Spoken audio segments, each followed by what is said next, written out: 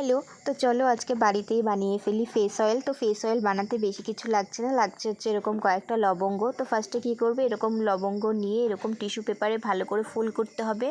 তো ফোল্ড করা কমপ্লিট হয়ে যাওয়ার পরে গ্যাসের মধ্যে একটা তাওয়া বসিয়ে তার মধ্যে এরকম করে টিস্যুটাও উল্টে পাল্টে ভালো করে সেঁকে নিবে।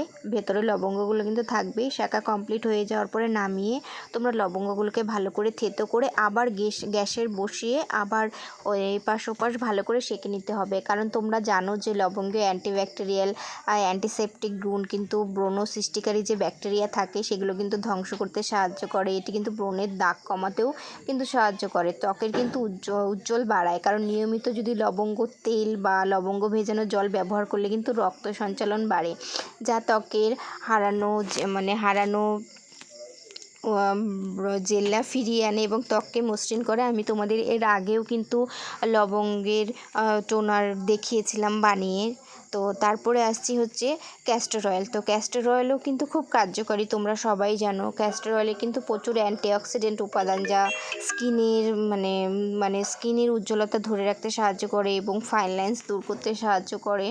এবং ক্যাস্টর অয়েল থাকে রিসানোলিক অ্যাসিড, যেটা ব্রণ সৃষ্টিকারী ব্যাকটেরিয়া ধ্বংস করে এবং ব্রণের দাগ মেলাতে সাহায্য করে। আবার এটা কিন্তু চোখের নিচে যে ফোলাভাব বা চোখের নিচে যে কালো দাগ থাকে সেটাও কিন্তু কমাতে বেশ উপকারী। তো তোমরাও বেশি দেরি না করে এরকম করে ফেস অয়েল বাড়িতে বানিয়ে নাও।